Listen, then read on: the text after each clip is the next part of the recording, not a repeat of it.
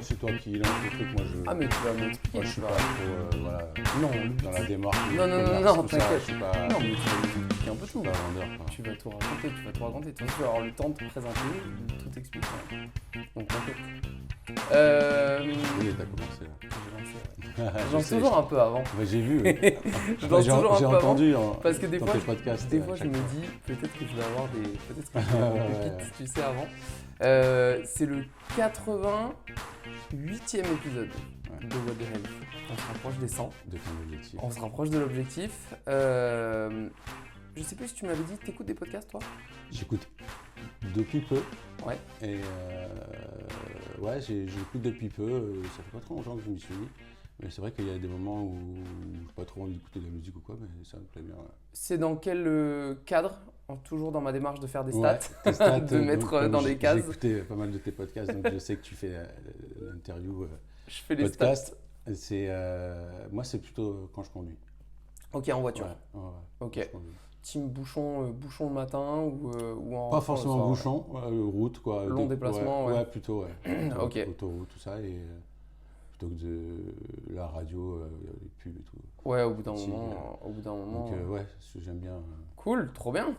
Et d'ailleurs, du coup, autre question, comme je me rapproche du 100e épisode, est-ce qu'il y aurait une reco d'un invité qui pourrait être incroyable pour un 100e épisode?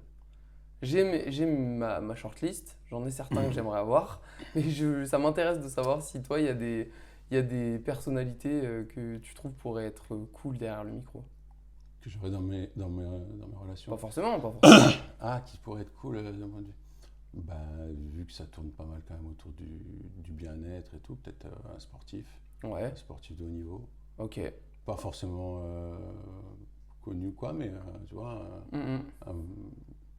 un pro ou bien un sportif de haut niveau qui vit vraiment l'alimentation justement, le mental, qui travaille aussi sur tous les aspects de la performance. Donc. Ok, bon, ça veut dire que Benoît Saint-Denis, c'est pas mal comme.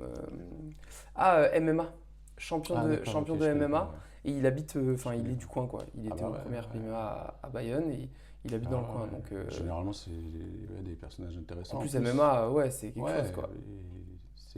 Ils ont souvent cet aspect très violent dans le combat, mais en fait, dans la vie, ils sont beaucoup plus... Il paraît qu'à côté, ils sont toujours très gentils. Peut-être parce qu'ils se défoulent, justement. Oui, ils ont leur source de leur défouloir au sport. Je pense que ça regrouperait pas mal de tes sujets, notamment de tes sujets de ton livre, aussi des 5 aspects de la santé. De la santé. Merci d'être là, Rémi, aujourd'hui. Merci à toi. Derrière le micro. Chez moi, ça fait longtemps que je n'ai pas enregistré chez moi. Avec Alfie. On est à 3 avec Alfie qui surveille qu'on ne dise pas de bêtises. Des fois, j'ai des sujets j'ai une note iPhone dans laquelle j'ai plein d'idées de sujets pour le podcast. Des fois, j'ai un sujet qui va me faire penser à quelqu'un en me disant j'ai déjà un sujet, je cherche la personne. Et des fois, c'est juste des rencontres avec des gens qui font naître des sujets. Et dans ton cas, c'est plutôt cette partie-là, puisque moi, j'avais pas vraiment de sujet en rapport avec ce dont on va parler aujourd'hui déjà dans ma liste de sujets. Et en fait, un jour, tu m'as écrit sur Insta parce que moi, je cherchais des nouveaux invités. On a discuté un petit peu, tu m'as parlé de ton livre. On a parlé de 2-3 trucs autour du sujet d'aujourd'hui, dont on va plus parler en détail. Et voilà, petit café, et on est là. Et on est derrière le micro, cool. Et on va parler de parents, d'enfants, de performance, de plein de choses là-dedans. En tout cas, la première rencontre était trop cool. Moi, j'ai trop aimé tout ce que tu m'as raconté. Et c'est vrai qu'en rentrant de ce petit café, j'ai passé un peu de temps sur le sujet et j'ai trouvé que c'était trop intéressant d'aller chercher justement tout ce qui se passe entre la relation entre les parents et les enfants et le rapport à la performance dans cette dynamique-là de duo. Donc voilà, on va parler de plein de choses. Je vais présenter un petit peu le podcast plus tard. Mais avant qu'on aille plus loin, avant qu'on rentre dans le vif du sujet, et pour que mes intros ne soient toujours pas trop longues, j'essaie de raccourcir, je vais te laisser te présenter 2 minutes. Ouais, ok, donc moi c'est Rémi. Donc plus de 2 minutes d'ailleurs, t'as le temps. Non, ça va vite fait. J'ai une activité de préparateur mental. Voilà, je travaille essentiellement dans le golf, avec tout type de public, que ce soit les retraités qui font de la compétition du week-end et qui ont bien compris que ça peut les aider dans leur performance. Ok. Quelques joueurs, j'ai eu des joueurs pro, je travaille avec des joueurs de sportifs de haut niveau et des jeunes, beaucoup de jeunes. Okay. Notamment, je travaille avec la Ligue Nouvelle-Aquitaine, donc c'est les U12, j'interviens quelques fois dans l'année. Et voilà, donc j'interviens comme ça en préparation mentale, un peu aussi en entreprise, en préparation mentale aussi, surtout accompagnement des dirigeants dans les métiers, tout ce qui est métier un peu restauration, hôtellerie. Ok. Comment on fait de la prépa mentale en entreprise ?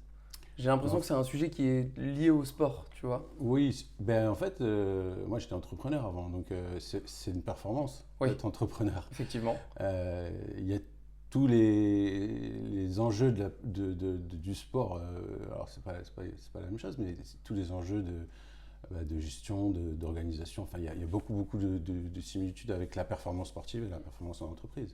Ok. Ou la gestion du stress, il y a toutes ces choses qui viennent. Et du coup, c'est donner plein d'outils à un manager, un gestionnaire, un patron. Voilà, c'est l'accompagner. Souvent, ça va être de pouvoir reprendre un peu plus de temps sur sa vie perso, gérer un peu plus son stress, justement. C'est comment s'organiser. Le rapport aux décisions. Savoir justement la prise de décision. Ok. Oui, c'est vrai que quand tu le prends comme ça… C'est une performance, une entreprise. Enfin, c'est un challenge, donc forcément, il y a un objectif de résultat, il y a un objectif et il y a un objectif de bien-être aussi, parce que et c'est là le point commun avec le sport aussi, c'est que tu t'investis tellement que ça devient ton identité, ça devient tout. Ok. Tout tourne autour de ça, quoi. Comment t'en es arrivé là, juste rapidement à ce job-là, à cette activité-là, Cette activité passion. En fait, c'était quand j'avais les entreprises, j'ai eu un besoin de gérer le management, tout ça. Ça se passait pas trop mal, mais j'avais envie d'avoir un peu plus de compétences. Donc je me suis formé à la médiation d'abord. Et de là, rencontre, une médiatrice, coach, envie de voir un petit peu autre chose. Elle m'a accompagné sur un changement d'orientation professionnelle. Et puis j'ai commencé comme ça. Et je me suis formé à l'accompagnement, au coaching, avec plein d'autres outils et à la préparation mentale. Ok. Et donc tu as sorti un livre ? Et j'ai fait un livre qui a mis un peu de temps à sortir. On va en parler, évidemment qu'on va un petit peu en parler. Il est arrivé, enfin, j'ai enfin terminé. C'est pour les parents, un petit, pas la recette magique pour accompagner les enfants, mais plus un petit guide. Un petit guide, voilà, où dedans j'ai mis un peu de théorie, de choses qui viennent de la psychologie, des neurosciences, que j'ai pu moi trouver dans mes formations. Alors je suis pas du tout psychologue, hein, c'est pas ça. Et aussi de toutes les expériences que j'ai eues sur le terrain avec tous les jeunes que j'accompagne et dans les projets sportifs qu'ils ont avec leur famille, bien sûr. Et donc l'accompagnement avec les parents. Ok. Comment il s'appelle le livre ? Ça s'appelle Un enfant champion à la maison, avec un point d'interrogation. Et donc voilà, l'idée, c'est de donner quelques clés pour mieux vivre le projet sportif avec l'enfant. Où est-ce qu'on le trouve ? Où est-ce que c'est disponible ? Amazon. Ok. Uniquement en ligne. Ok. Pareil pour moi, tu vois. Donc, en version book ou bien en version papier. Ok, trop bien. Trop cool. On a un sujet aujourd'hui, donc on va parler d'un sujet qui découle de ce dont tu parles dans le livre.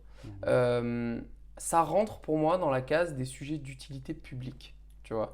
Ça ne veut pas dire que les autres sujets sur le podcast sont pas importants. Au contraire, il y a plein de choses dont on parle sur le podcast qui sont importantes. Mais il y a certains sujets qui rentrent dans une autre dimension, tu vois, pour moi, en tant qu'être humain, dans notre présence en tant qu'être humain.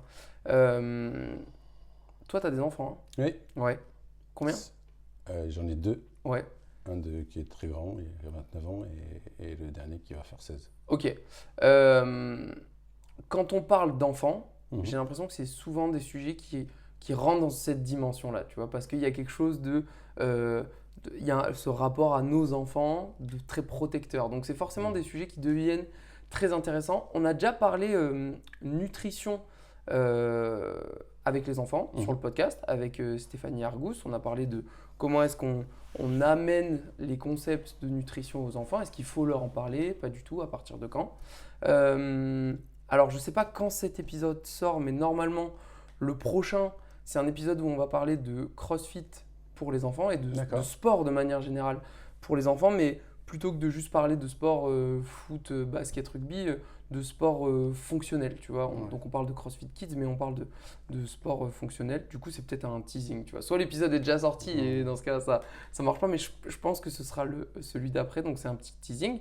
Et donc aujourd'hui, on va parler plutôt de l'aspect mindset, mental et relationnel, parents-enfants, dans le cadre de ce qui peut toucher à la performance. Et on va parler pas que de sport. Du coup, on va parler de performance de manière générale, mais bon, tu l'as rappelé, l'entrepreneuriat, c'est de la performance. Avoir des bonnes notes à l'école, c'est de la performance. Voilà, donc on va pas parler que de sport, on va parler de sport aussi. On va parler du sport comme miroir de la relation parent-enfant, un sujet qui m'intéresse beaucoup, la place de la performance dans la construction de son identité à soi. La gestion des émotions chez les enfants, forcément un énorme sujet. Et comment est-ce qu'on peut mieux accompagner son enfant sans se projeter dans ses accomplissements à lui. Est-ce que ça te va comme programme? Bah oui. Non, pas du tout. C'est pas ça que tu m'avais envoyé. C'est ça. J'ai changé le plan au dernier moment. Je m'étais noté, tu vois, juste avant qu'on rentre dans le vif du sujet, je m'étais noté un petit disclaimer déculpabilisant. Et c'est un truc qui m'a beaucoup plu quand on s'est vu et quand on en a discuté la première fois. Tu m'as dit de toi-même rapidement que le but, c'est pas d'être un donneur de leçons. C'est pas de dire aux parents voilà comment être un meilleur parent. C'est pas ça l'objectif. Alors déjà, moi, j'ai pas d'enfant, donc loin de moi l'idée d'expliquer aux gens comment s'occuper des leurs. Mais ce qui est important aussi, donc, c'est avant de se lancer dans cet épisode, c'est rappeler que le parent parfait, ça n'existe pas. On transmet tous quelque chose à nos enfants malgré nous, même si on passe du temps à bosser dessus et tout ça, on va transmettre des choses à nos enfants. Le but aujourd'hui, c'est essayer de comprendre des mécanismes, et déjà rien que ça, c'est un gros step d'arriver à comprendre des mécanismes. On dit que le parent parfait, ça n'existe pas, alors que le but, c'est pas d'élever des enfants parfaits, mais des humains qui sont capables de se sentir aimés quand ils échouent. C'est pas mal ça. C'est pas mal, ouais. Déjà, c'est une belle chose. Et donc ça, ça commence déjà par la manière dont les parents vont gérer la réponse à ces situations. Plein de choses dont on va parler aujourd'hui, mais important pour moi avant qu'on rentre dans le vif du sujet, de rappeler ça, que voilà, le but de l'épisode, c'est pas de vous dire avec Rémi, on va vous expliquer comment être de bons parents. Non, c'est pas notre but, et c'est important de le rappeler en début d'épisode. On va parler de sport en premier. Le sport, c'est un gros vecteur d'émotion, que ce soit pour le pratiquant, le suiveur, l'enfant, le parent. Pourquoi est-ce que quand on va voir un pote faire un match de foot, on va peut-être un peu l'encourager, mais bon, s'il rate, c'est pas trop grave. Par contre, pourquoi est-ce que quand c'est notre enfant, on est aussi investi émotionnellement dans sa performance et son résultat? L'amour déjà. Ouais. L'amour, hein, le fait que quand on a des enfants, ça reste quand même... Quand on a connu, en général, hein, je ne parle pas de manière... c'est pas une règle, mais la plupart du temps, un parent, l'amour le plus puissant, c'est ce qu'on ressent pour ses enfants. Il n'y a rien de plus fort. Quand on a des enfants, on est prêt à tout pour eux. Et justement, ça crée, par l'empathie, par le fait c'est un peu nous, c'est notre enfant, même si c'est ce qui va poser problème peut-être après dans le sport et dans la performance, dans la compétition. Mais c'est ce sentiment de tout ce qu'il vit, on le vit aussi fort presque que notre enfant, parce qu'il fait partie de nous, quoi. Et est-ce qu'on se projette dans ses performances? On se voit à sa place? S'il prend un coup, on le ressent? Ça va jusque-là, ouais? Oui, ça peut. Ça peut. Alors, il y a plus ou moins plus ou moins fort, selon chacun. Mais c'est vrai que quand on peut voir, moi je vois sur les parcours souvent les parents qui sont toujours en train de boire, pense à ceci, toujours à essayer d'apporter le maximum pour que l'enfant puisse être bien. En fait, c'est ça l'idée. C'est que les parents, ils veulent que leurs enfants ils soient bien, ils soient heureux, ils performent, ils se sentent bien. Donc, ils ont tendance justement à ressentir ça et à dire « Ah tiens, il faut que je lui donne cette solution, il faut que je lui donne l'idée de… » Et c'est par empathie, hein, tout simplement. Hein. Et est-ce que le parent, il cherche de la validation? On va rentrer dans le vif du sujet, mais quand l'enfant gagne, est-ce que pour le parent, c'est on parle de fierté, tu vois. Est-ce que pour certains, inconsciemment, c'est plus que juste de la fierté? Ça peut déborder, justement. C'est aussi le travail que moi je fais quand je les accompagne dans leurs projets. Parfois, c'est pas une obligation, c'est pas à chaque fois. Bien sûr. Je rencontre des parents qui font bien la différence et qui ont bien compris que l'intérêt, c'est que l'enfant il se développe, qu'il apprenne, qu'il fasse ses propres expériences, qu'il se trompe, qu'il fasse des erreurs et que c'est bon pour lui. Et puis, il y a ceux qui ont beaucoup plus de mal. Donc, c'est là où on a justement le parent qui est soit surinvesti et qui est là tout le temps, partout, à subvenir tout de suite aux besoins de l'enfant sans le laisser se tromper, sans le laisser oublier, sans le laisser… Et donc, si tu n'oublies pas, si tu ne te trompes pas, tu apprends moins vite, tu apprends moins bien et puis tu ne développes pas la confiance parce que si tu prends une décision, que c'est la mauvaise décision, tu dois faire avec l'erreur et donc t'adapter pour gérer cette erreur. Donc tu apprends à te sortir d'une situation. Tu crées la compétence d'apprendre. D'adaptation. Et la performance, c'est ça, c'est la capacité à s'adapter. Si on est tout le temps en train de te donner la solution avant même que tu puisses rechercher par toi-même, t'apprends pas, quoi. T'apprends pas. Et puis en plus, le fait de se tromper, de se trouver les solutions, et puis quand tu prends une décision et que c'est la bonne décision, du coup, tu es satisfait, toi. Oui, c'est vrai. Tu es satisfait de ta décision. Ouais. Donc, ça fait quoi? Ça te donne confiance. Alors que si tu te sens capable de prendre une décision. Et la fois d'après, tu es capable de prendre une décision. Donc, ça nourrit la confiance en soi. Alors que si on te donne on décide pour toi tout le temps, le jour où toi, tu dois décider, tu es perdu. Exactement. Par exemple, l'organisation d'aller à une compétition. Les petits, c'est normal, ils ne pensent pas à tout. Les enfants, 12, 14, les ados, tout ça, ils oublient plein de choses. C'est totalement normal. Il n'y a rien d'anormal là-dedans. Le cerveau n'est pas complètement terminé. Il y a une partie, justement cette partie des fonctions exécutives qui vient très tard, qui se finit autour des 25 ans. Donc, forcément, il oublie des choses. Donc, l'assister en lui faisant son sac, en lui répétant « t'as pris cette après cette après ça », ça ne va pas l'aider.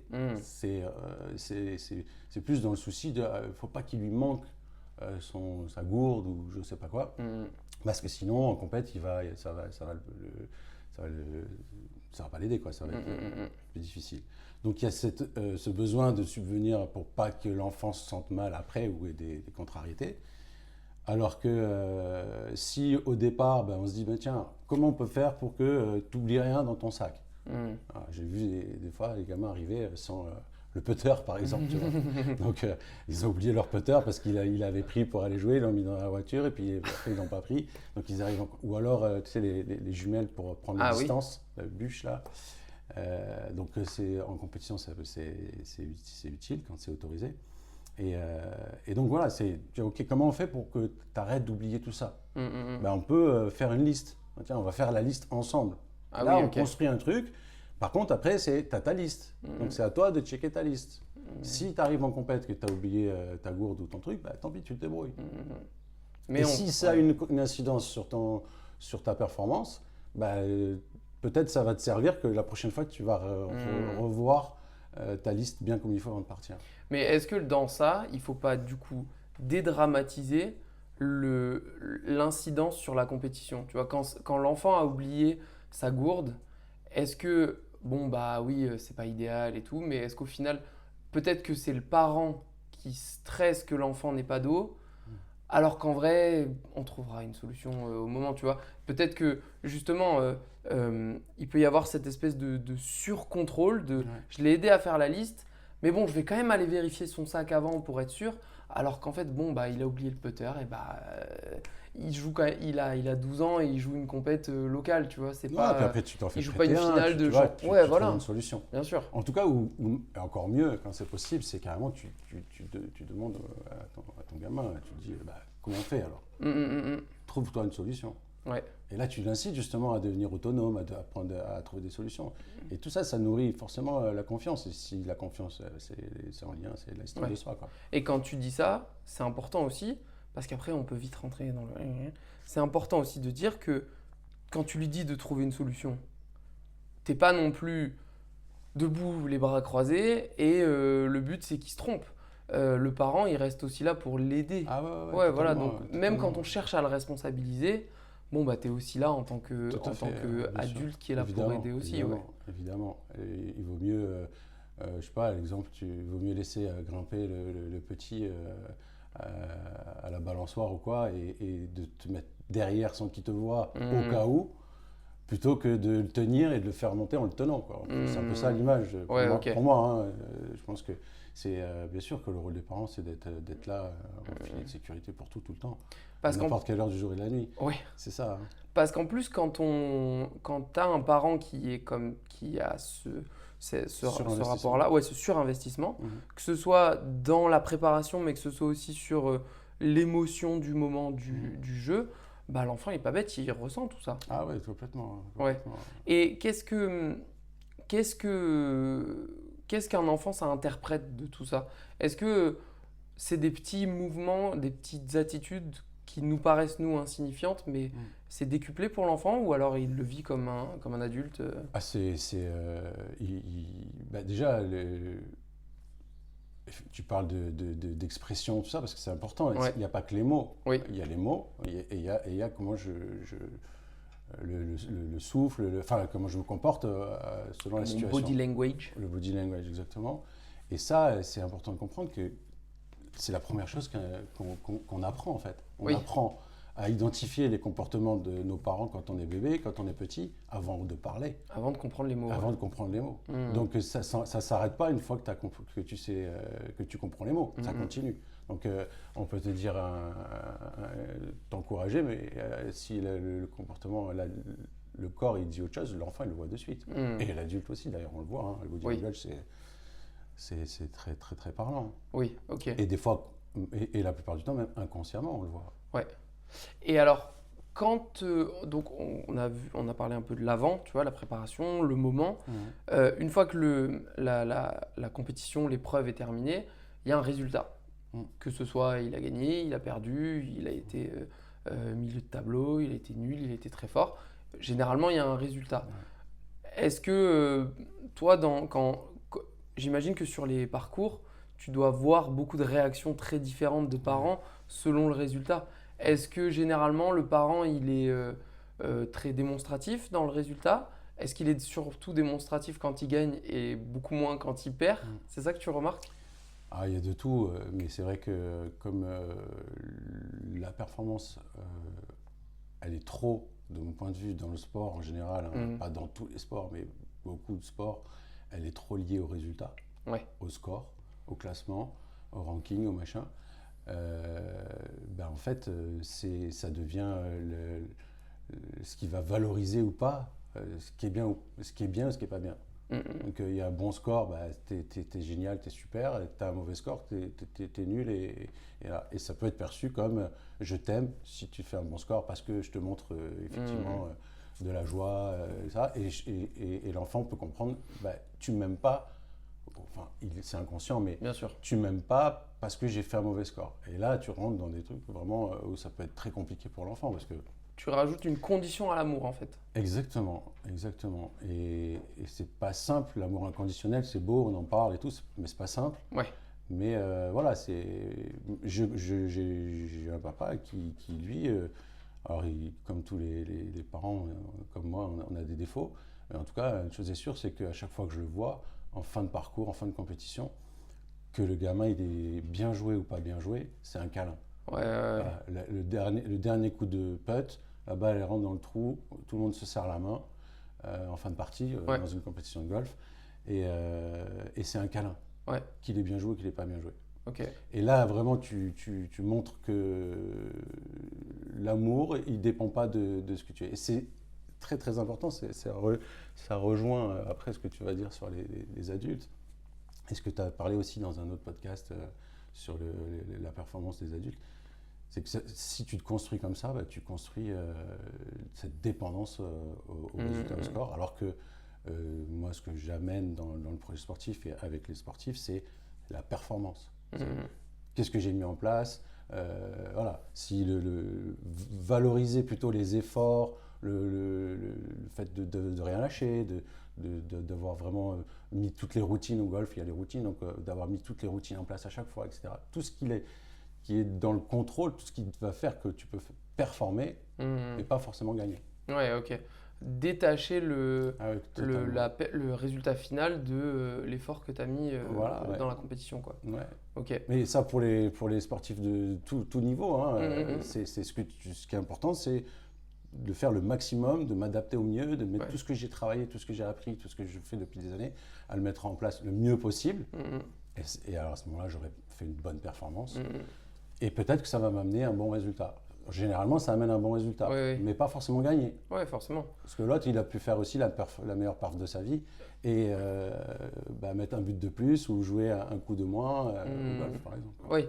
Oui, et puis ça enlève la pression de tous les extérieurs, la météo, le vent, le tout. Bon, bah, moi, si j'ai donné 100% de ce que je pouvais donner aujourd'hui, après, derrière, c'est plus moi qui ai les cartes en main, quoi, en fait. Oui, et puis ça devient après la condition de je suis une bonne personne, je mérite, je suis une bonne... Alors l'enfant, c'est je mérite de l'amour parce que je réussis, et l'adulte, c'est je suis une bonne personne quand je gagne, quand je score. On l'entend en ce moment pas mal dans les réseaux avec Roland Garros et tout là. Ah oui. On voit des sportifs qui en parlent. Ok. Quand j'avais noté ce parallèle-là, mais est-ce que dans la voiture, quand tu rentres, est-ce que le silence qu'il va y avoir, il peut être tout aussi dur pour l'enfant qu'une critique ouverte, quoi? Oui, complètement. Surtout si d'habitude, surtout si dans la voiture et que quand tu as gagné et que c'est la fête, et que quand tu as perdu, il y a un silence, là c'est aussi puissant, aussi difficile que des mots. Hein, mais alors, est-ce que ça veut dire qu'il faut, si je prends, quand j'ai gagné, c'est la fête, et quand j'ai perdu, c'est le silence morbide. Est-ce que ça veut dire qu'il faut descendre le curseur de la victoire et pour qu'il y ait moins de différence, ou augmenter le curseur de la défaite, ou alors est-ce qu'il faut faire la fête tout le temps? Tu vois ce que je veux dire? Comment on gère cette intensité-là? Il y a deux choses. Déjà, évidemment, que quand tu fais de la compétition, le but c'est de gagner. Oui. Le but c'est de scorer. Le but c'est ça, on peut pas. Sinon, il y a une intention large. Bien sûr. C'est le règlement et le fait d'être le meilleur. Ok. De cette intention large, de ces deux choses-là, c'est la performance. Et la performance, ça va être comme je te disais, qu'est-ce que j'ai mis en place pour être le meilleur. C'est là qu'on ne performe pas. Et donc, si on valorise la performance, donc les efforts, même l'entraînement, etc., tout ce qui va créer la performance, le score, c'est un peu la cerise, c'est un peu le résultat, c'est la victoire, tout ça, c'est le plus. C'est ce qui nous a mis en mouvement vers le fait de vouloir gagner. Donc on a travaillé pour ça. Et si on l'obtient, c'est ce qu'on recherche. Mais ce qui est à valoriser, c'est plus, même si je n'ai pas gagné, je me suis donné à fond. Même si je n'ai pas gagné, je sais que j'ai fait le max de ce que je pouvais avec les moyens du jour et de ce que je pouvais faire aujourd'hui. Donc quand tu es selon moi, quand tu es dans cette intention-là, ça marche, c'est génial. Ça marche moins bien, c'est pas grave parce que j'ai fait le max. J'ai fait le max, et maintenant aussi, qu'est-ce qui fait que la prochaine fois, je peux faire mieux? Donc je regarde où il y a eu un manque, où je me suis un peu raté, où je n'ai pas mis en place, etc. C'est toujours le truc très connu on ne perd jamais, où on gagne, où on apprend. Où on gagne, où on apprend. Voilà. Quand tu es dans cette philosophie-là, effectivement, l'impact de la défaite est beaucoup plus acceptable. Oui, c'est sûr. Oui, parce que tu le prends comme un indicateur de comment je vais progresser. Plutôt que, ah merde, je suis nul, je ne suis pas une bonne personne, je suis incapable. Ouais, ok. À partir de quand est-ce que cette performance, ce rapport à la performance, il intervient dans la construction de mon identité quand je suis enfant? Est-ce qu'il faut y être beaucoup exposé pour que ça devienne une partie de moi? Est-ce que c'est lié qu'aux parents? Est-ce que c'est lié à certains sports? Non, je pense que c'est lié pas que au sport, à tout en fait. À l'école, c'est pareil. C'est-à-dire que l'enfant, il va se construire avec des phases différentes entre 0,4, 4,8, etc. Et avec des besoins différents, avec une évolution différente. Ok. Et une chose c'est Boris Cyrulnik qui a beaucoup travaillé sur, c'est un neuropsychiatre qui est assez réputé, beaucoup travaillé sur, c'est lui qui a mis en place la notion de résilience justement. Ok. Il explique bien, il a travaillé avec des enfants dans les orphelinats après-guerre, etc. Et il explique bien qu'en fait, pour se construire, un être humain, donc enfant, il a besoin de manger, boire, d'oxygène, etc. Mais il a besoin d'attention, il a besoin d'amour, il a besoin de reconnaissance. Et c'est ce qui fait qu'il va physiologiquement se développer complètement ou pas, et psychiquement aussi. Donc toutes les interactions qu'il va y avoir pendant l'enfance, elles vont influencer ton estime, ta confiance, enfin la confiance c'est partie de l'estime, mais tout ce qui va te construire ton identité, etc. Donc si tu es valorisé tout le temps par ce que tu fais, bah, tu vas t'identifier, tu vas construire ton identité en rapport avec ce que tu fais. Si je fais bien, je suis bien. Si je fais pas bien, je ne suis pas une bonne personne. Et là, l'estime, elle est basée là-dessus. Et quand ton estime, elle est basée là-dessus, bah, quand la défaite elle arrive, c'est très compliqué. Ah oui, parce que du coup, tu sais pas la gérer. Enfin, voilà. C'est même pas que tu sais pas la gérer, c'est la défaite, c'est un concept qui te rend pas une bonne personne, quoi. Exactement. Alors que tu es toujours la même personne. Oui. Et c'est pour ça c'est important, ce que je conseille souvent, c'est de garder cette idée que l'enfant, il a pas une identité de sportif. C'est pas le sportif, le golfeur, le champion, le ceci, parce qu'en fait, ça crée une identité unique, alors qu'en fait, notre identité, elle est composée de plein d'identités différentes. Je fais pas que du sport, ouais. Je suis pas que sportif, je suis aussi le copain à l'école, je suis aussi le frère à la maison, je suis aussi passionné de jeux, on a plein de facettes dans notre personnalité, dans notre identité. Donc si on valorise qu'une seule, bah, c'est là où justement si on te met une étiquette, on te colle cette étiquette. Ça revient à la construction de l'adulte sportif qui peut être très fragile à cause de ça. Ah oui, ok. Et alors, si l'enfant, il existe qu'à travers, tu as dit le sport, mais encore plus loin qu'à travers son résultat, c'est encore plus dangereux du coup. Bah oui. Enfin oui, après c'est lié, hein, parce que généralement, si tu es identifié à travers le sport, c'est parce que tu as des résultats et que tu performes. Donc il y a tout de suite, c'est là que ça devient le sportif. Quand on présente le gamin, ah oui, c'est notre tennisman. Exactement. Ouais. C'est notre petit footballeur. Et c'est pas d'une mauvaise intention, pas du tout, parce que quelque part, ça rejoint aussi le début de la fierté. Disait. Et la fierté. La fierté, à travers le reflet, tu disais, du sport dans la relation parent, ben ça crée, voilà, on est fier quand notre enfant il réussit, fier parce qu'on l'aime, fier parce qu'il y a aussi le regard des autres, bien sûr, qui va être là. Donc il y a tout ça qui fait que c'est important de valoriser les autres facettes de l'identité de l'enfant, quoi. Ok. Je m'étais noté une question sur la validation. Est-ce que la validation, l'enfant, il la ressent par son résultat final ou il la ressent par l'intérêt que les personnes autour vont avoir dans ce résultat, tu vois? Est-ce qu'on en revient à ce « t'as gagné, je t'aime », tu vois? C'est ça, ce sentiment de validation? Ben voilà, c'est ça. C'est en fait, selon moi, l'important, c'est vraiment qu'il se sente validé, pas juste parce qu'il a fait un score, pas juste parce qu'il a gagné.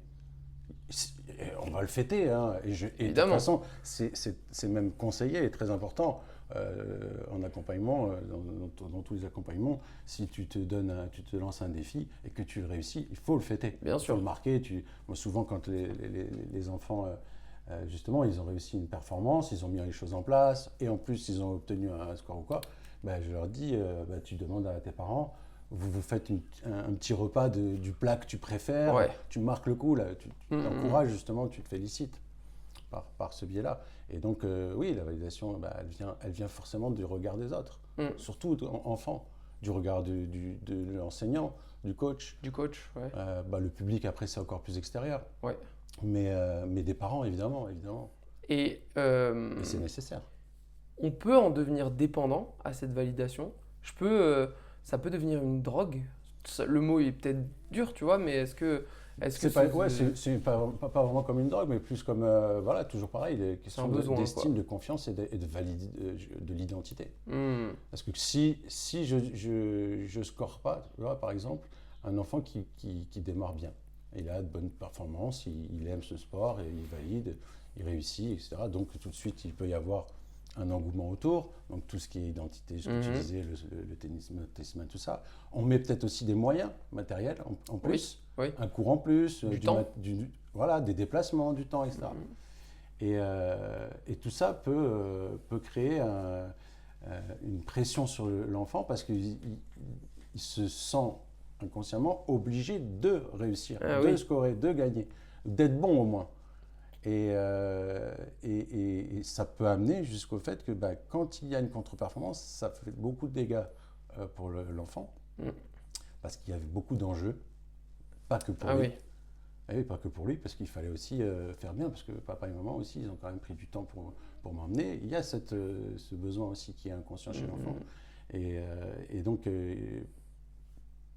pour ne pas décevoir, il va se mettre la pression. Et ça peut aller jusqu'à, il ne veut plus aller faire de compétition. Quoi. Parce que en fait, ça, à la fois, ça risque si je ne réussis pas, ça risque de décevoir. Et puis en plus, ça va toucher aussi mon identité, parce que si je ne performe pas, je ne suis pas le vrai petit champion que tout le monde dit que je suis. Mais est-ce que ce n'est pas important de rappeler que dans 98% des cas, le parent investit beaucoup et l'enfant ne devient jamais Kylian Mbappé, parce que le pourcentage qui réussissent par rapport à la base, en fait, il y a plus de parents qui mettent du temps et de l'argent et des ressources pour que ça n'arrive jamais que ceux qui en mettent et ça arrive, quoi. Donc c'est peut-être aussi ça qui peut déculpabiliser le parent et l'enfant. Oui, c'est pas évident toujours. Il y a beaucoup de cas où effectivement on appelle ça la championnite, tu vois, le truc où il a des résultats, donc on rachète du nouveau matériel, comme je te disais, on prend le cours supplémentaire etc. On fait tout pour que ça soit encore mieux. Et puis finalement, ça met beaucoup de pression. Hein. Ce que tu disais, c'était par rapport à... Comment tu disais juste avant À Mbappé. Oui, voilà, le projet Mbappé, comme ça. Ouais. Et quand on regarde surtout le nombre de champions de France U14, U16, qui en font leur métier, leur profession et qui deviennent des grands, il n'y en a pas énormément. Oui, le pourcentage est tout pour ça, justement, avec la Ligue, on est vraiment dans cette optique-là de former des enfants, de leur apprendre les choses, qui s'amusent et de former. Et s'il est champion, c'est génial. S'il n'est pas champion, tout le monde s'en fout. Quoi. Ouais, bien sûr. On n'est pas du tout dans cette idée de construire et d'avoir des joueurs qui vont réussir absolument. Parce qu'on sait que, comme tu dis, ça ne va pas garantir quoi que ce soit. Et puis des fois, à l'inverse, un cursus plutôt pas terrible au début, j'en parle dans le bouquin tu prends Didier Drogba pour ceux qui ont connu, c'est vrai. Qui a démarré très tard, qui est arrivé très tard, un niveau d'excellence pas possible, il a gagné une Champions League, etc. Alors qu'il n'était pas du tout prévu il n'était pas dans les critères de performance. Il n'avait pas les fameux temps de passage dont tout le monde parle. Il a 14 ans et il a fait la même chose que tel mec à tel âge, il est en avance, en retard. Et c'est justement ce que tu dis, c'est justement pour ça que c'est pas la peine de se prendre la tête. Quoi. Voilà. Et qu'il n'y a rien de grave, c'est du sport, c'est de l'amusement. Et s'il y a une passion et qu'il y a, du travail, de l'investissement, et que le talent vient, parce que le talent, ça aussi j'en parle, ça n'existe pas vraiment, alors là, que tout l'environnement crée une capacité à être dans les meilleurs, bah ouais, pourquoi pas, si ça plaît, d'aller en faire un métier. Ouais. Même si c'est un rêve au départ, ça peut l'être, mais voilà, on est tranquille quoi, avec les enfants. Est-ce que c'est pas aussi ça qui fait que un sportif peut avoir du mal, tu vois, on parlait de la validation, le résultat et tout. Est-ce que c'est pas aussi un des facteurs de difficulté d'arrêt d'une carrière? Parce que je me suis tellement construit au travers de je m'entraîne, je performe, j'ai des résultats, les gens m'aiment bien, que le jour où je dois arrêter ma carrière, bah en fait, il n'y a plus de résultats, du coup, il n'y a plus de performance. Donc c'est là qu'on a des reconversions tout le temps. Tu as l'impression que les sportifs, ils ne peuvent pas arrêter d'aller chercher des résultats, tu vois. Alors il y a plusieurs choses. Il y a effectivement cette identité qui a été créée depuis tout petit, où ils ont performé. Oui, parce qu'en plus c'est très jeune. On les a validés. Donc du coup, il y a une identité du sportif qui gagne, etc.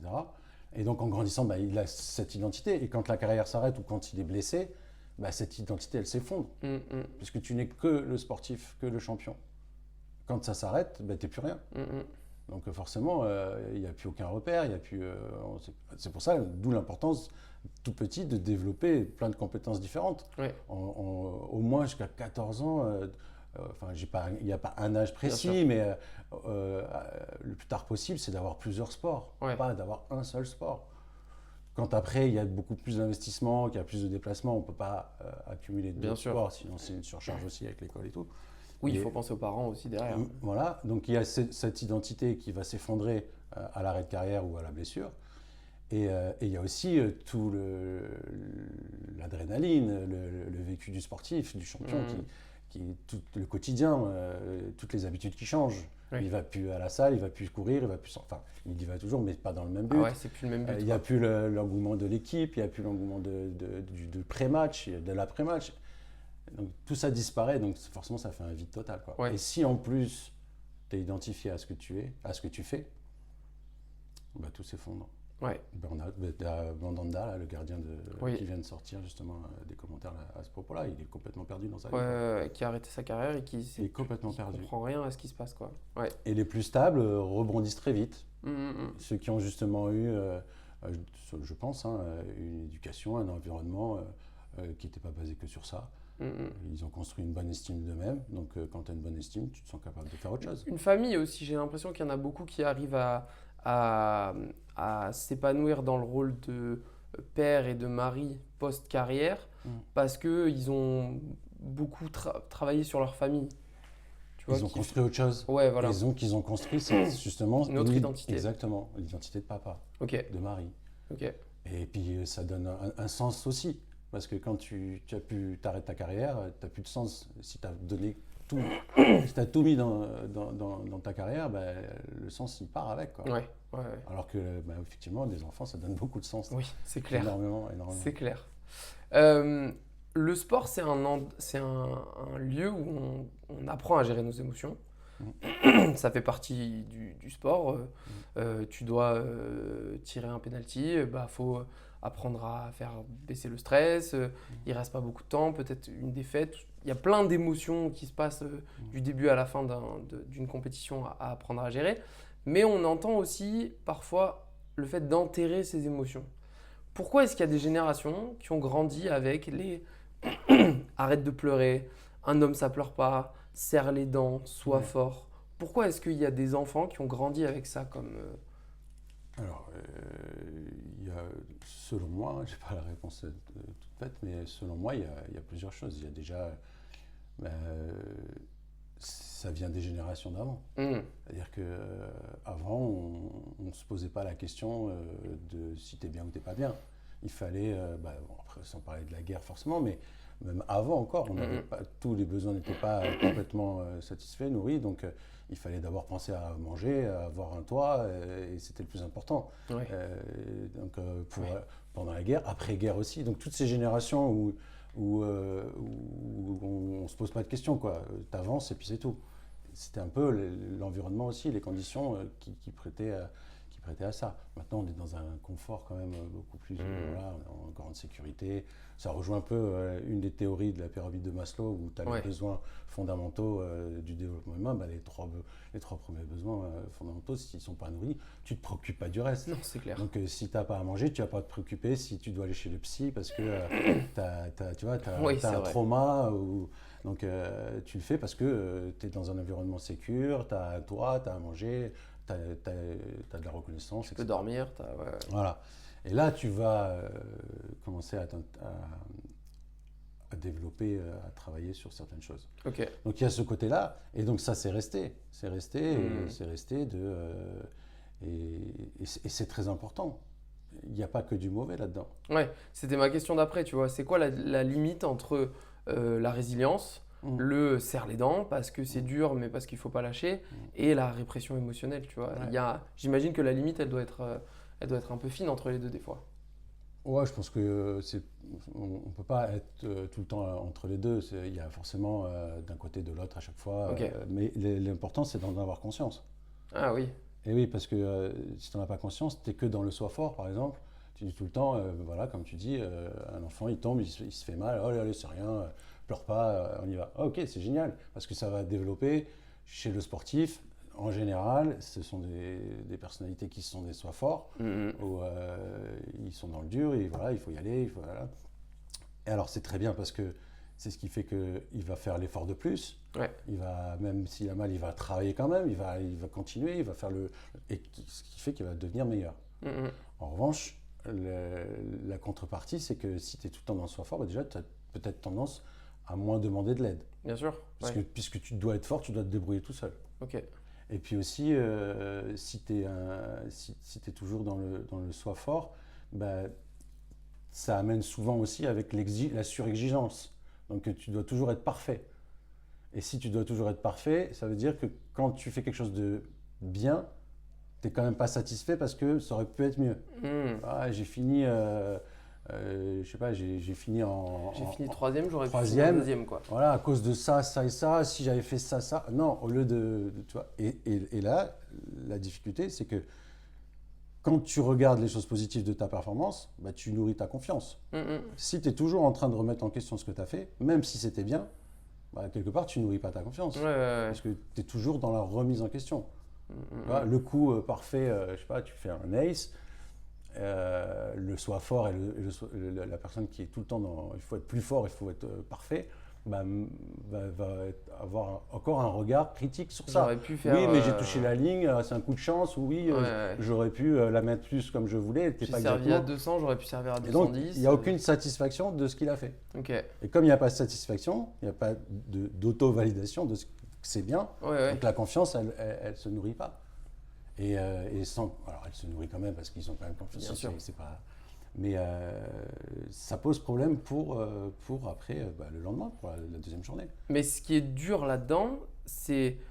En fait, je me demande à quel moment est-ce que tu as été câblé pour avoir ce résultat-là, tu vois.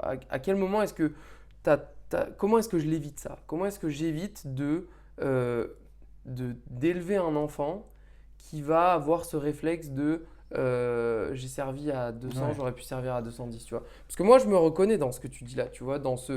J'ai fait une compète ce week-end, on a fini deuxième. J'ai probablement 5000 choses que j'aurais aimé améliorer. Et par contre, si tu me demandes de trouver ce sur quoi je suis fier, c'est dur d'en trouver, tu vois. Comment est-ce que je fais pour pas transmettre ça? Voilà, ça rejoint un peu tout ce qu'on disait depuis le début, c'est-à-dire que c'est la validation déjà. On parlait du silence dans la voiture, ça peut être un moment justement où... Alors, je connais très bien le golf, d'autres sports, c'est peut-être différent, mais en tout cas, dans ce que je vois moi, c'est l'après-compétition, c'est le moment à chaud où justement... Tu vas à un enfant qui ne connaît pas les émotions, qui n'a pas encore la capacité à les nommer, à en prendre conscience. Donc c'est ce qu'on travaille aussi. Ça va être le rôle du parent, de mettre des mots sur ce qu'il ressent, ce qu'il est en train de vivre, plutôt que de fêter ou de faire le silence. Ça va être de discuter. Plutôt plutôt que de demander combien tu as fait, comment tu as gagné, est-ce que tu es premier, est-ce que ceci, c'est plutôt alors ça s'est bien passé, tu t'es bien amusé, tu as passé un bon moment, ouais, ok, qu'est-ce qui s'est bien passé, tu as été bon dans quoi? Ça, génial et tout, on l'avait travaillé, tu vois. Et là, tu vas aller déjà travailler sur l'émotion, quoi, parce que si c'est une contre-performance, le gamin, il est frustré. Hein. Ouais. Il est frustré, même si dur. les parents sont super et ça n'a rien à voir avec ça. Déjà, dans un premier temps, il a la tristesse de ça. Oui, forcément. Et s'il n'y a personne pour lui apprendre que ça, c'est de la tristesse que tu ressens, tu vois. Tu te sens triste, oui, c'est normal. Tu vois, et de valider, reconnaître, de dire, c'est normal que tu te sentes triste. Tu as fait tout ce que tu pouvais, tu t'es entraîné, tu as tout fait ce que tu pouvais faire pour gagner, pour faire un bon score, et finalement tu l'as pas. Donc c'est tout à fait normal, mon grand. Tu vois, et donc tu valides, parce que c'est vrai, toi-même, tu vois, tu es adulte, et pourtant, tu es quand même frustré, même si... voilà. Donc c'est plutôt dans cette idée-là d'aller commencer à mettre des vrais mots sur les émotions. Et pour les...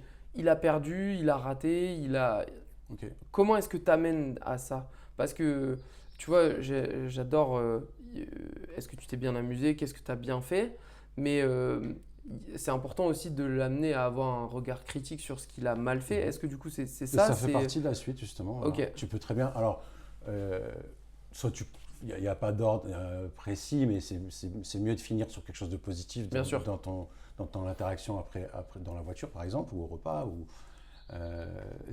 Voilà, alors qu'est-ce qui s'est bien passé? Ça et ça, ok, t'es content de ça, ouais. Et là, que je t'ai vu, t'étais à ce moment-là, j'ai vu que t'avais...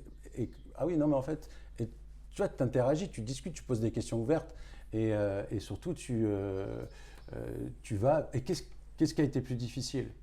Ah ouais, j'ai vu qu'à un moment donné, tu étais un peu agacé. C'était quoi? Qu'est-ce qui s'est passé? J'ai raté ça parce que... alors, comment tu pourras faire la prochaine fois? Oui. Est-ce que ça, c'est pas une piste que tu pourrais travailler à l'entraînement, tu vois? Et donc, tu vas aller justement valider l'aspect... ok, il y a quelque chose qui s'est passé où c'était moyen, donc je vais aller travailler. Je vais aller m'améliorer là-dessus. Mais pas en disant ouais, j'ai vu le coup que tu as fait au trou numéro 12, c'était n'importe quoi, donc tu vas aller au practice, tu vas faire ça, ça et ça. Ouais. C'est pas du tout la même chose. Oui, non. Tu sollicites la réflexion tu responsabilises encore une fois ton enfant. C'est toujours une question il y a le surinvestissement, il y a le sous-investissement, et c'est toujours une question de comment je me place par rapport à l'enfant. Est-ce que je suis le sachant, je sais mieux que lui? Alors certes, sur beaucoup de choses, c'est le cas, et ça fait partie aussi on est des adultes, donc de l'expérience. On doit donner des pistes, ça ne veut pas dire qu'on laisse faire n'importe quoi. Mais surtout, c'est est-ce que je sais mieux que lui ce qui s'est passé? Là, je t'ai vu le shot, tu aurais pu faire ça. Non, parce que si l'enfant il peut exprimer et dire non, parce que moi je le voyais plutôt comme ça et comme ça et comme ça, et qu'il a pris sa décision, c'est son choix. Ah ok, d'accord, là tu veux dire, ok, d'accord. Mais par contre, tu as vu le résultat, c'était pas bon. Donc est-ce que tu vas faire la prochaine fois comme ça? Comment tu vas faire? Voilà. Toujours cette idée de tout ce qui s'est mal passé, je m'en sers pour m'améliorer. Uniquement pour ça. Ok. Est-ce qu'il faut laisser un temps sans forcément aller chercher à ce que l'enfant parle ou explique, tu vois? Est-ce que, il y a eu des fêtes, c'est ok de laisser peut-être 4-5 minutes ton enfant tranquille parce qu'il a besoin de cette période, tu vois, je sais pas si c'est pas de deuil, c'est pas le mot, mais de ruminer, de laisser passer ses émotions tout seul de son côté, tu vois. On n'est pas loin du deuil. Oui, c'est vrai. Parce que en fait, et j'entendais ça justement, ça m'a beaucoup plu. Il disait chaque défaite, il parlait du tennis, chaque défaite c'est comme une petite mort en fait. Ah oui. Mais parce que tu sors du tournoi, c'est fini. Oui, c'est vrai. Terminé. Alors c'est pas... Oui, c'est imagé. Oui, bien sûr. On n'est pas du tout dans les mêmes ressentiments qu'un décès ou quoi, mais cette idée-là, elle n'est pas complètement fausse non plus. Ok. Ce qui est important, moi ce que je travaille aussi avec les parents et les enfants, c'est de créer un cadre en fait. C'est de créer la discussion. C'est de se dire, voilà, il y a un avant, pendant et après la compétition. Qui fait quoi, comment, en fonction des besoins de chacun.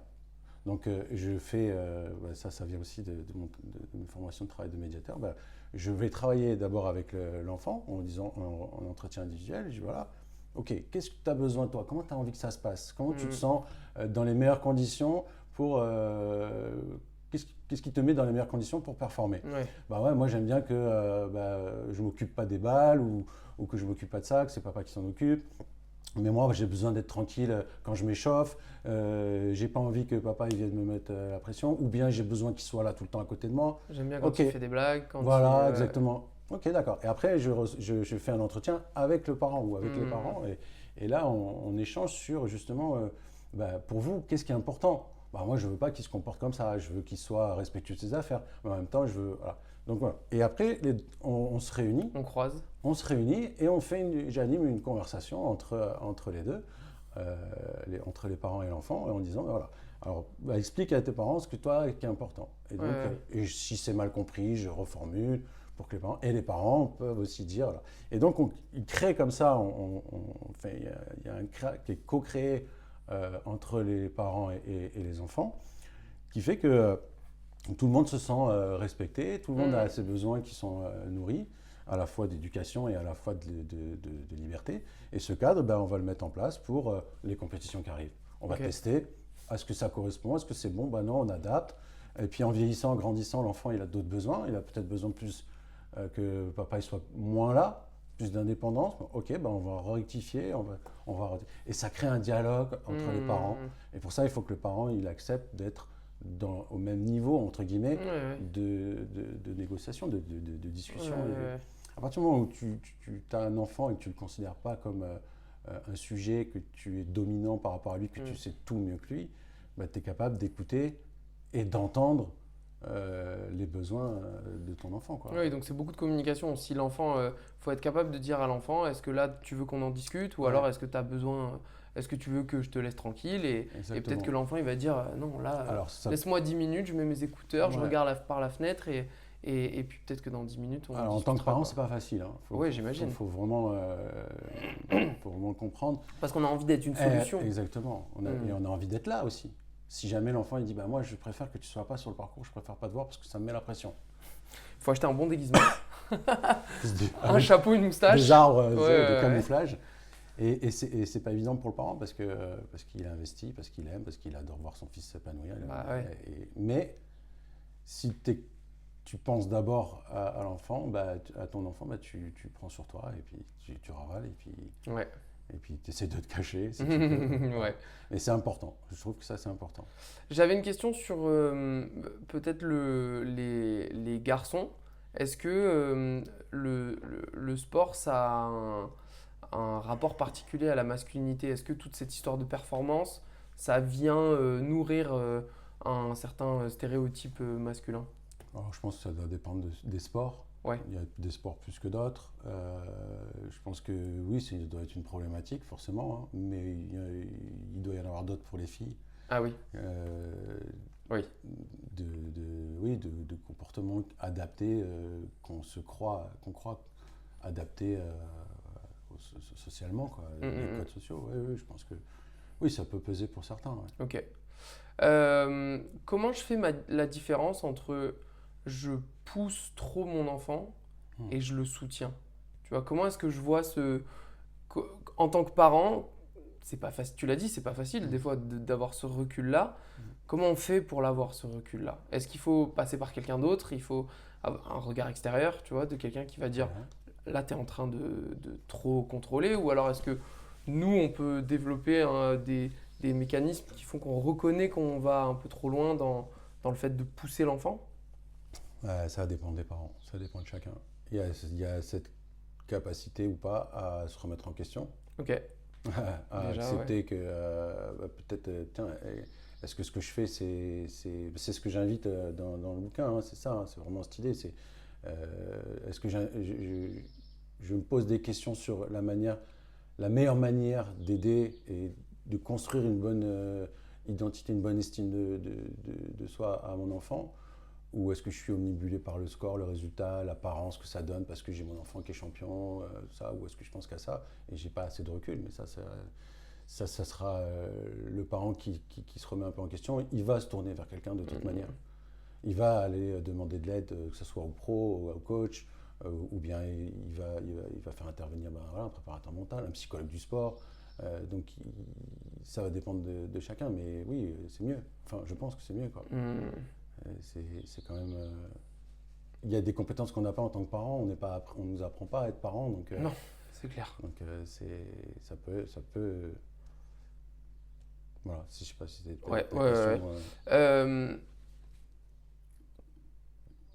C'est important, tu as dit de féliciter le résultat. Oui. Parce que ton enfant, il gagne, il est champion de France. Tu vas pas juste lui dire c'est bien. Parce que, surtout si tu en as chié toute l'année. En plus, parce que je pense que l'enfant, il va le voir ça aussi. Tu vois, il va dire attends, pourtant j'ai gagné. Il n'est même pas content que j'ai gagné, c'est bizarre. Comment on célèbre dans les défaites? Comment est-ce qu'on fait différemment? Est-ce que justement on va quand même avoir notre repas préféré quand on rentre de la compète? Ou alors on l'a fait cette distinction quand même entre on a quand même perdu? C'est pas évident. Si l'objectif il est atteint, tu as la récompense. Donc tu as un objectif de départ. Si tu l'obtiens, tu as besoin de te féliciter pour la confiance, pour valider que tu as été capable d'eux. Donc la prochaine fois, ça veut dire que tu seras aussi capable d'eux. Fêter une défaite, c'est compliqué. Tu vois, être aussi joyeux dans la défaite que dans la victoire, enfin, faut pas se leurrer quand même, ça reste quand même très compliqué. Oui. Maintenant, ça veut pas dire que tu dois être... tu peux pas de toute façon. La joie, le plaisir, il vient dans la victoire, c'est évident. Parce qu'il y a tout ce qui a été fait derrière, il y a tout, la reconnaissance, il y a tout qui rentre en jeu. Être joyeux et faire la fête comme quand tu gagnes, quand tu perds, non, c'est pas possible. Il faut être réaliste. Par contre, selon comment tu gères la défaite, ça te détruit ou ça te construit. Oui, ok. Voilà. Et ça construit l'enfant ou au contraire, ça le fragilise. Ouais, ok. Voilà. Donc, et ça revient à ce que je te disais. Ok, tu ressens, tu as une défaite. Tu me parlais du moment juste après. Ouais. Ce moment juste après, il doit être créé dans le cadre aussi. Tu vois, quand je te parlais de créer un cadre avant, pendant, après, c'est de se dire, ok, quand tu gagnes, tu as envie que. Voilà, généralement, tu n'as pas besoin de le dire. Ça se fait naturellement, ouais. Mais quand tu fais une contre-performance, que tu sors de la partie, du parcours, du match ou quoi, tu as plutôt envie de quoi? Tu as plutôt envie que je te laisse tranquille avec tes copains, que tu as plutôt envie qu'on soit ensemble, que je te réconforte. Alors l'enfant, il ne le sait peut-être pas tout de suite, mais on ouvre la porte et on discute de ça. On se dit, voilà, c'est arrivé, un exemple. Une joueuse très très soit forte, tu vois, comme quoi c'est forcément pas que les garçons, très très très exigeante. Quand il y a une défaite, c'était très difficile et les parents ont vraiment toujours cette idée que tu disais tout au départ, c'est l'intention elle est bonne, c'est de la maladresse, les choses qui sont faites qui n'aident pas l'enfant, c'est toujours une maladresse. Oui. Et donc les parents pensant bien faire, ok mais t'inquiète, c'est pas grave. C'est pas grave. Et en séance, en travaillant, la joueuse me l'explique. Elle me dit, dis-moi, quand on me dit c'est pas grave, moi, ça me fout le rogne. Ça m'énerve, Ça m'énerve plus que tout, parce que pour moi, c'est grave. Oui. Alors, c'est pas grave, il n'y a pas mort d'homme, certes, mais pour elle, à ce moment-là, l'intensité par rapport à tout l'investissement que j'ai mis, tout le temps que j'ai passé, pour moi, c'est grave. Donc, c'est pour ça que les mots que je te disais, les mots que tu vas mettre à ce moment-là, ils sont déterminants, ils sont importants. Et donc, ce qu'elle avait besoin, et elle en a convenu après avec ses parents, c'est de dire, ok, quand ça se passe comme ça, vous me laissez tranquille, je prends un quart d'heure, je vais aller taper quelques balles, je vais aller m'isoler un peu, ou alors avec les copains et les copines. Et après, on discute un petit peu, on descend le truc. Et c'est ça qui est important.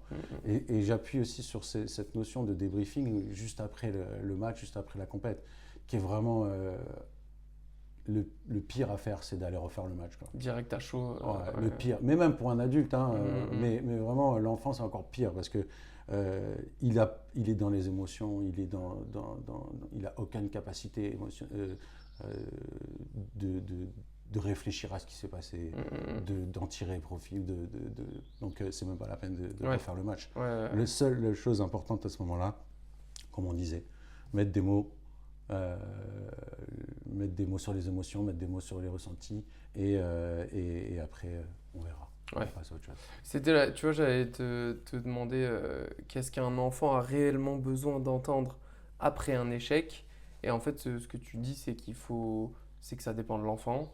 Ouais. Et c'est qu'il faut en discuter avec lui au final pour comprendre ce dont il a besoin. Ouais. C'est pas le parent qui décide que l'enfant a besoin de 15 minutes tout seul et après d'une discussion d'une heure, quoi. C'est dans sa relation avec l'enfant qu'il comprend que c'est de ça dont l'enfant a besoin. Déjà ça, bien prendre en compte et de discuter pour ça, pour le savoir, il faut en discuter. Et je te dirais, il y a une chose, c'est la plus importante, c'est que quoi qu'il arrive, c'est je t'aime, quoi. Ouais. Je t'aime. Qu'on ait gagné, qu'on ait perdu. Voilà. Que ce soit dit ou montré, comme on le disait au début, le corps le montre aussi. C'est ça, pour moi, c'est ça le plus important, quoi. Et on en vient à l'amour inconditionnel. Alors ça peut engendrer des choses un peu difficiles, cet amour inconditionnel où tu aimes quoi qu'il se passe, c'est que, arrivé à un certain âge, il y a un peu d'ingratitude parfois. Ouais. Et ça, c'est très dur pour les parents parce que ça change et que c'est nouveau. Et puis, on a cette éducation aussi de dire, avec tout ce que je fais, quand même, tu pourrais un minimum de... Alors, c'est important, il faut toujours qu'il y ait le respect. Hein. En sortie de partie, avant, pendant, n'importe quand, on se met d'accord pour gérer les émotions, faire tout ce qu'il faut, mais il y a toujours cette part de respect qui est incontournable, et évidemment d'éducation. Mais cette notion-là, c'est vraiment important, quoi. À partir de quel âge est-ce que ça se fait cette différence-là, tu vois? À partir de quand est-ce que tu as ce moment où l'enfant il va peut-être un peu d'ingratitude. Ouais, un poil. Même sans que ce soit de l'ingratitude, tu vois, mais juste il préfère aller fêter sa victoire avec ses potes qu'avec toi, quoi. Alors, je sais pas s'il y a un âge bien précis, ça va dépendre de l'enfant, de la relation, de tout ça. C'est souvent lié à l'adolescence. En fait, oui, beaucoup à l'adolescence. Et c'est aussi, alors moi ce que j'aime bien dire, c'est que l'ingratitude, c'est très bon signe. Ouais. Ça veut dire que si l'enfant montre de l'ingratitude, c'est qu'il est en sécurité. C'est-à-dire qu'il n'est pas obligé d'être dans le merci tout le temps pour être aimé. C'est-à-dire qu'il sait que même... Alors c'est très dur franchement à vivre. Oui. Moi je le vis, je l'ai vécu, et c'est très dur à vivre. Mais si l'enfant il se permet d'être un peu ingrat, dans le respect, je précise toujours, c'est qu'il est en sécurité. C'est qu'il sait que son comportement ne va pas changer l'amour qu'il reçoit de son parent. Okay. Et ça, donc, c'est plutôt, tu vois, dans ces moments-là, ça peut se dire, pour se réconforter en tant que parent, se dire, ok, petit con, pardon, mais petit con, mais bon, mais j'ai bien fait mon ça travail, veut dire qu'il sait que je l'aime, quoi. Ok. Inconsciemment, il se permet parce qu'il sait que je l'aime. Ok. J'ai une dernière question et après, parce que je pourrais te garder encore 2-3 heures facilement. Est-ce que, deux petites questions alors. Est-ce que les parents projettent leurs rêves sur leurs enfants et comment est-ce que je peux en être comment est-ce que je me rends compte de ça? Que je suis en train de pousser mon fils à devenir top 10 tennis parce que en fait, c'était mon rêve à moi. Ouais, ça arrive, ouais. Ça arrive, pas tout le temps. Pas tout le temps. Bizarrement, ceux qui ont connu le haut niveau, ils vont plus souvent savoir se mettre en retrait. Ok.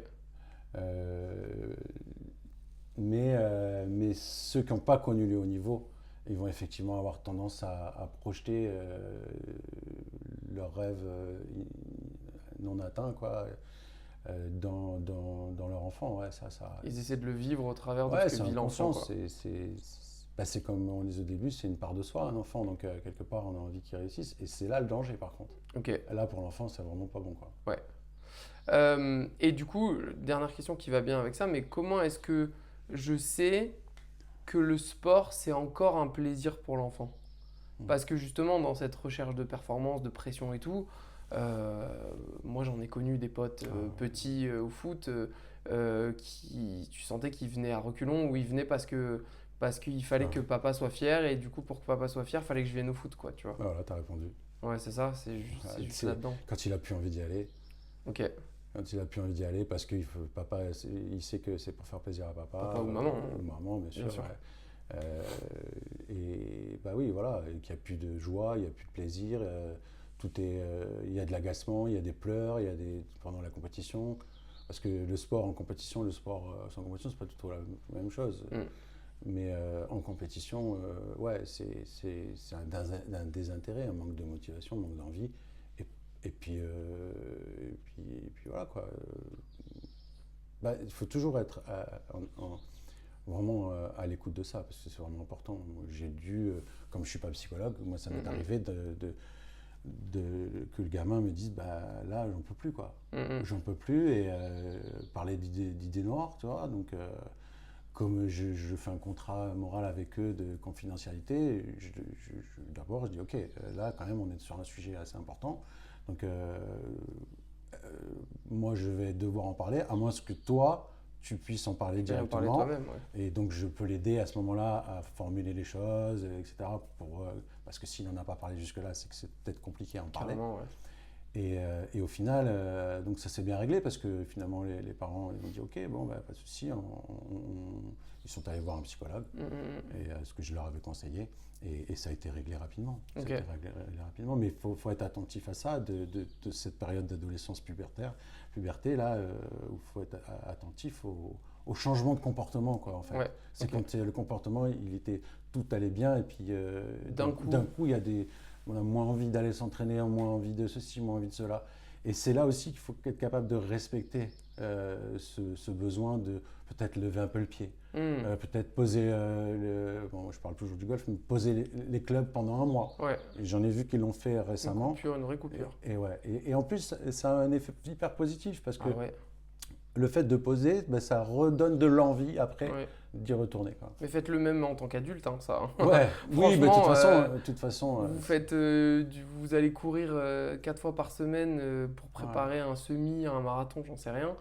Il y a un moment, après une fois que le marathon est passé, là, pendant un mois, lâchez les baskets et faites autre chose, quoi. Allez faire autre chose et si ça fait du bien aux parents, c'est que ça fait du bien aux enfants. Très important. Ouais. Mais l'important, c'est que l'enfant, il n'est pas forcément apte à décider tout ça lui-même, d'en avoir conscience. Il s'en rend pas compte forcément. Et il est en pleine construction. Oui. Donc l'adulte, il peut changer sa construction s'il veut plus tard. Oui. Mais l'enfant, il subit. Tu vois, donc l'incidence des comportements des parents, là, dans ces moments-là, ça reste, selon moi, des moments importants, quoi. Ok. Donc, si je repars avec un truc de cet épisode, est-ce que c'est traiter son enfant comme égal dans la gestion de ses émotions, dans l'acceptation de ses émotions? Ouais, égal au moins suffisamment pour être à l'écoute. Ok. Et je dirais aux parents, ça serait l'amour d'abord, hein. De toute façon, c'est toujours en premier. Toujours en premier, mais pas que pour soi, pour l'enfant. Et oser faire un pas en arrière, un pas sur le côté, de réfléchir à ses propres comportements, est-ce qu'ils sont aidants ou au contraire,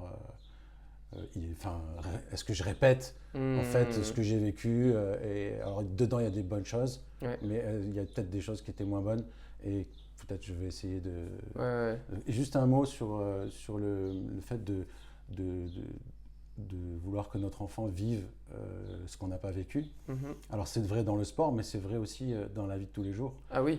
Oui, parce qu'on entend souvent et on se dit souvent en tant que parent, il n'a pas, je sais pas, par exemple, les générations avant, ils ne pouvaient pas faire des études, ils ont tout fait pour que leurs enfants fassent des études. Oui, ok.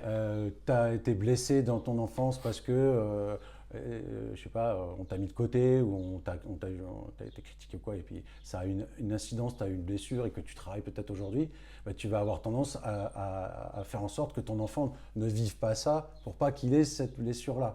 Donc c'est un peu un mécanisme un peu automatique aussi, quoi. Ouais, je veux dire, tu vois, c'est un peu inné, donc c'est pas jugeant, enfin je veux dire, le fait que les parents veuillent leurs enfants vivre une expérience professionnelle de sport ou quoi, à haut niveau, parce qu'ils n'ont pas réussi. C'est pas vous êtes des enfants, vous êtes des mauvais parents, quoi. C'est juste que c'est normal. En fait, on a tous cette tendance à vouloir le meilleur pour nos enfants. Et surtout, le meilleur, c'est souvent ce qu'on n'a pas, le mauvais qu'on a vécu nous, on ne veut pas qu'il l'ait, quoi. Ouais, ok. Enfin, je sais pas, c'est très clair ce que je veux dire. Complètement. Je me brouille un peu, mais... Non, mais je pense que c'est un bon truc avec lequel repartir. Vachement important. Ouais, si je dois repartir de cet épisode avec quelque chose, je pense que c'est pas mal d'avoir ça, quoi. C'est écouter son enfant, lui demander ce qu'il ressent plutôt que de nous déjà mettre des mots sur ses ressentis et imaginer qu'on sait déjà. Et après, de l'autre côté, c'est avoir le courage de dire l'amplitude. Je vais me mettre un peu de côté. Ouais, je vais me mettre un peu de côté. Peut-être que c'est moi qui le stresse, qui lui met tout ça. Mais ça demande énormément de courage. Et c'est ce qu'on disait au début dans le côté déculpabilisant. C'est que des fois, on a besoin que ce soit quelqu'un d'autre qui nous prenne et qui nous. Parce que quand t'es parent, t'es tellement investi que des fois, c'est dur de se rendre compte que je stresse mon enfant ou que tu vois. Par expérience, les parents qui n'ont pas le recul c'est rare qu'ils l'entendent venant d'autres. Ah oui, ok. C'est rare, c'est pas impossible, mais c'est difficile quand même, quoi. Ok. Merci beaucoup, merci Rémi.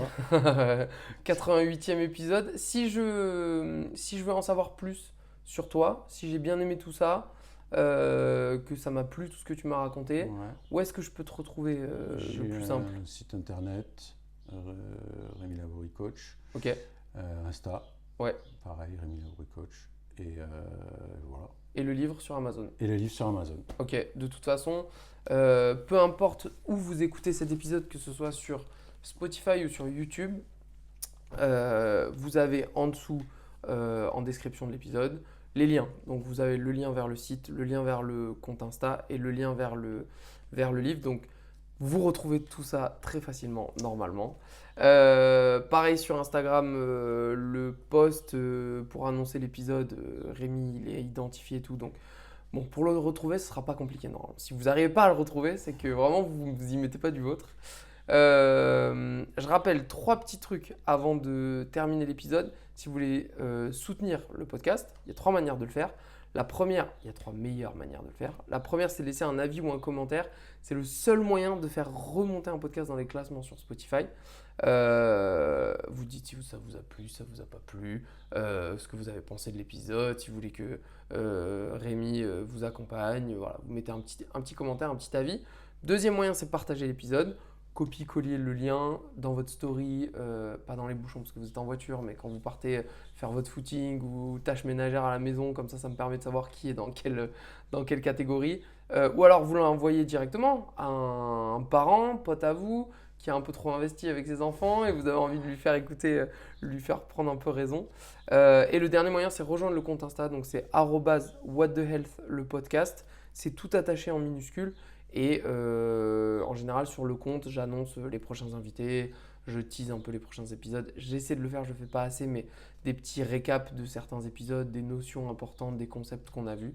Donc voilà, vous retrouvez tout ça sur le compte Insta. Si vous en faites un des 3, incroyable. Si vous faites les 3, c'est génial. Une fois, tu avais dit dans un podcast à la fin, si jamais il y en a un qui fait les 3, je l'invite au resto. Ouais, faut que j'arrête de le dire. T'arrêtes de le dire parce que tu m'en dois. Mais je dois des restos à trop de monde en fait. C'est ça que je me rends compte, c'est que j'ai dit à trop de monde, j'ai dit trop de fois, si vous faites les 3, je vous invite à manger. Et en fait, j'ai reçu plein de messages de gens qui ont dit, mais moi j'ai fait les 3. Et donc je ferai, tu sais quoi, pour le 100e épisode, je ferai une grande table. J'inviterai tous ceux qui ont fait tout ça.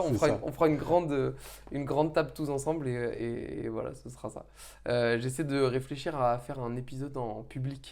Tu vois, avoir justement pour récompenser ceux qui écoutent régulièrement, qui partagent et tout. Bon, c'est de l'organisation et tout ça, mais peut-être pourquoi pas, tu vas faire un épisode en public, ça pourrait être rigolo. Voilà, retrouvez Rémi sur Insta, site internet, allez vous abonner, What the Health, le livre de Rémi, Amazon. Et puis voilà, très vite pour le prochain épisode de What the Health.